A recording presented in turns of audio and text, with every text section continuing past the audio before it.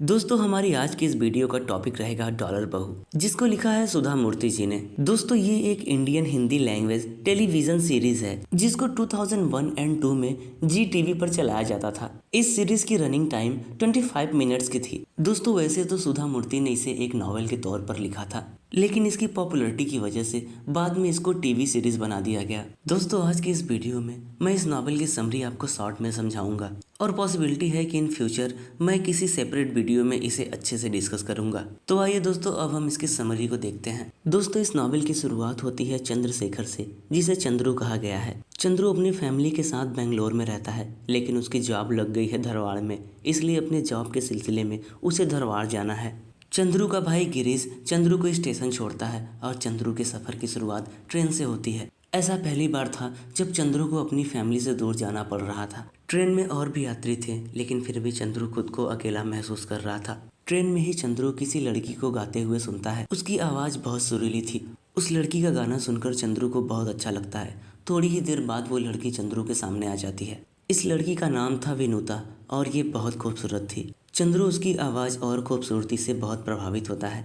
धारवाड़ पहुंचने के बाद चंद्रू अपने भाई के एक दोस्त किट्टी के यहाँ रुकता है, लेकिन चंद्रू किसी के ऊपर बोझ बनकर नहीं रहना चाहता था, इसलिए वो किट्टी से कहता है कि उसे किराए का घर चाहिए। किट्टी चंद्रू को किसी भीमन्ना के यहाँ लेकर जाता है। चंद्रू भीमन्ना के यहाँ किराए पर घर ले लेता है। उसे ये नहीं पता था कि ये भीमन्ना विनुता के ही अंकल हैं। जब चंद्रू भीमन्ना के यहाँ रहने के लिए जाता है तो वो विनुता से मिलता है। उसको ये जानकर खुशी होती है कि इसी घर में विनुता भी रहती है। एक्चुअली दोस्तों इस विनुता के माता पिता की मृत्यु तभी हो गई थी जब ये विनुता बहुत छोटी थी। ये भीमन्ना विनुता के दूर के रिलेटिव हैं। विनुता के माता पिता के मरने के बाद भीमन्ना ने ही विनुता को पाला है और तब से विनुता इन्हीं के साथ रह रही है। दोस्तों एक बार चंद्रू का हाथ फ्रैक्चर हो जाता है, जिसके बाद भीमन्ना विनुता से कहते हैं कि तुम चंद्रू के लिए खाना पका दिया करो और उसका ध्यान रखो। दोस्तों इसके बाद से विनुता चंद्रू का काफी ख्याल रखती है, उसके लिए खाना पकाती है और उसका सारा काम करती है। दोस्तों कुछ ही दिनों में चंद्रू बिल्कुल ठीक हो जाता है। अब चंद्रू की जॉब अमेरिका में लग जाती है, सिविल इंजीनियर के रूप में।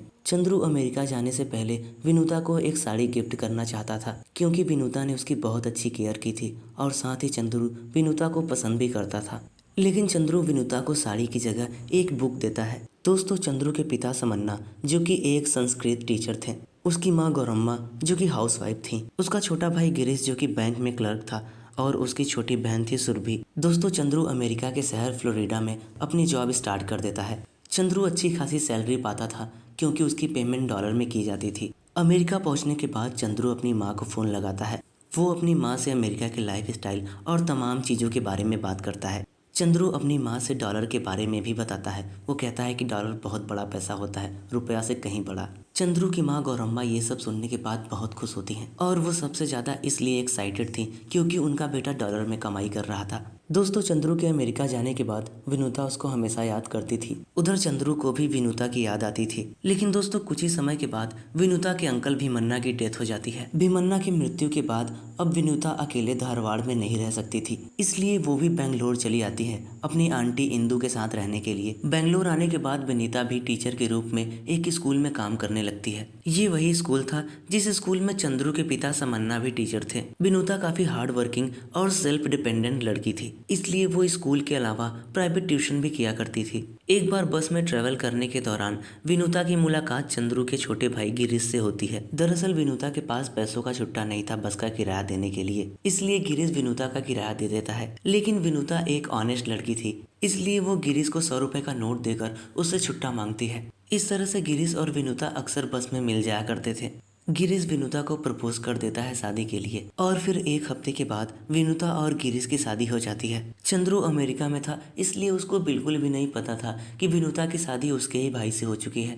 अब चंद्रू अमेरिका में सेटल हो चुका था। अमेरिका में सेटल होने के बाद चंद्रू के मन में भी शादी का ख्याल आता है। शादी के बारे में सोचते ही उसे विनुता का ख्याल आने लगता है। चंद्रू विनुता को लेटर लिखता है, लेकिन उसका लेटर वापस आ जाता है क्योंकि चंद्रू ने जिस एड्रेस पर लेटर लिखा था उस एड्रेस पर अब कोई नहीं रहता था। चंद्रू भले ही अपने भाई गिरीश की शादी में नहीं आ सका था, लेकिन वो हेल्प के तौर पर $500 अपनी फैमिली को भेजता है अमेरिका से ही। शादी के बाद विनुता बहुत खुश थी अपने नए घर में आकर और गिरीश भी उसको बहुत प्यार करता था।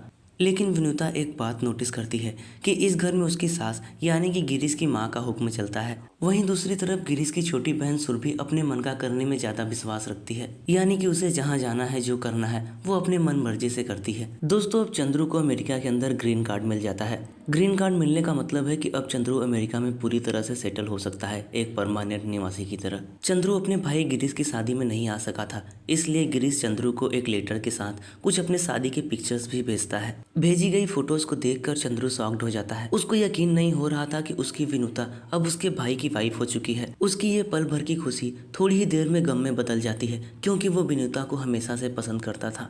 वो ये भी सोचता था कि अगर वो अमेरिका से वापस बेंगलोर जाता है तो वो धारवाड़ जाकर विनुता से शादी कर लेगा। लेकिन अब ये सब जानने के बाद चंद्रू इस कड़वी सच्चाई को एक्सेप्ट नहीं कर पा रहा था। उसको कई दिन लग जाते हैं इस सदमे से बाहर निकलने में। करीब 6 साल बाद चंद्रू अपने घर वापस लौटता है। वो देखता है कि विनुता उसके भाई के साथ काफी खुश है।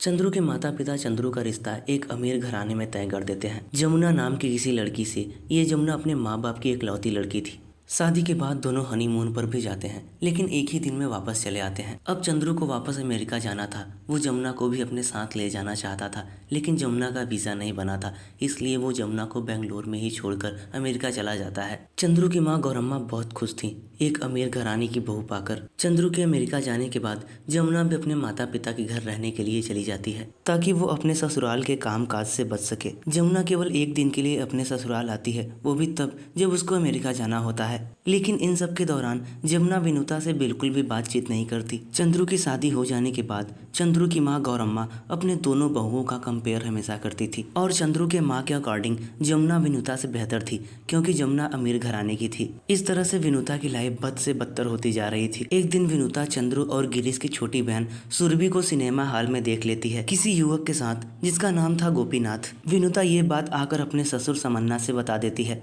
जब सुरभि और गौरम्मा को ये बात पता चल जाती है कि विनुता ने समन्ना से ये बात बता दी है, तो दोनों विनुता को बहुत खरी खोटी सुनाती हैं। इसके बाद से विनुता को घर में बिल्कुल भी नेग्लेक्ट कर दिया जाता है। वो जो कुछ भी करती थी, लोग उसके काम पर बिल्कुल भी ध्यान नहीं देते थे और उसको हमेशा ताना सुनना पड़ता था। थोड़े ही दिनों में सुरभि का एंगेजमेंट हो जाता है सुरेश नाम के किसी हैदराबाद के लॉयर से। गौरम्मा को जब से ये बात पता चली थी कि डॉलर रुपया से बड़ा होता है, वो डॉलर में अंधी हो चुकी थी। इसी दौरान विनुता भी प्रेग्नेंट थी। उसे परिवार के साथ साथ खुद को भी संभालना था, जिसकी वजह से उसे काफी परेशानी होती थी। सुरभि के शादी की भी डेट फिक्स कर दी जाती है। शादी में शामिल होने के लिए चंद्रू और जमुना भी बेंगलोर आ जाते हैं। घर में शादी का माहौल था और विनुता को अपने बच्चे को भी जन्म देना था, इसलिए जमुना और विनुता दोनों धारवाड़ चली जाती हैं, ताकि घर से दूर विनुता की ठीक प्रकार से डिलीवरी हो सके। धारवाड़ में विनुता एक लड़के को जन्म देती है, जिसका नाम वो हर्षा रखती है। चंद्रू भी धारवाड़ जाता है विनुता के बच्चे को देखने के लिए। वहीं पर विनुता और चंद्रू दोनों अपने अपने जीवन की दुख भरी कहानी एक दूसरे को सुनाते हैं। समय बीतता है। गौरम्मा भी एक टाइम पर बहुत बीमार पड़ जाती है। विनुता उसकी काफी अच्छी केयर करती है, लेकिन इतना सब कुछ करने के बाद भी गौरम्मा विनुता पर बिल्कुल भी ध्यान नहीं देती। लेकिन चंद्रू हमेशा विनुता के काम को अप्रिसिएट करता और उसकी वैल्यू करता। एक बार चंद्रू जमुना के साथ बेंगलोर आता है अपने बिजनेस ट्रिप पर। गौरम्मा को पता चलता है कि जमुना प्रेग्नेंट है। वो बहुत खुश होती है। गौरम्मा बहुत ज्यादा उत्सुक थी चंद्रू और जमुना के बच्चे को लेकर। गौरम्मा खुद चंद्रू और जमुना के साथ अमेरिका चली जाती है, ताकि वो अपने डॉलर बहू की केयर कर सके जब वो प्रेग्नेंट है। गौरम्मा अमेरिका में ऊंची ऊंची इमारत और वहाँ की लाइफ स्टाइल को देखकर चकित रह जाती है। कुछ ही दिनों में जमुना एक लड़की को जन्म देती है, जिसका नाम रखा जाता है मानसी। अमेरिका में रहने के दौरान गौरम्मा बहुत सारे लोगों से मिलती है। गौरम्मा को एहसास होता है कि इंडिया के अंदर जिस तरह से संस्कार और रिश्तों में मिठास है, वैसा मिठास और संस्कार अमेरिका के लोगों में नहीं है। उसे जमुना का सेल्फिश नेचर भी पता चल जाता है, क्योंकि जमुना ने सुरभि की शादी में पहनी हुई साड़ी गिफ्ट की थी। ये सब देखने के बाद गौरम्मा पछताने लगती है। वो सोचती है कि विनुता में इतनी सारी क्वालिटीज थी, लेकिन मैंने फिर भी उसको हमेशा नेग्लेक्ट किया। वहीं जमुना का नेचर सेल्फिश था और उसके अंदर कोई भी क्वालिटीज नहीं थी, फिर भी मैं हमेशा जमुना को ही बेहतर समझती थी। इंडिया लौटने के बाद गौरम्मा देखती है कि गिरीश की पोस्टिंग हो गई है, जिसकी वजह से विनुता और गिरीश दोनों धारवाड़ में शिफ्ट हो गए हैं। गौरम्मा को पछतावा होता है कि विनुता एक रियल गोल्ड थी, लेकिन वो उसे पहचान न सकी। और दोस्तों, इसी रिग्रेट के साथ ये नॉवेल एंड हो जाती है।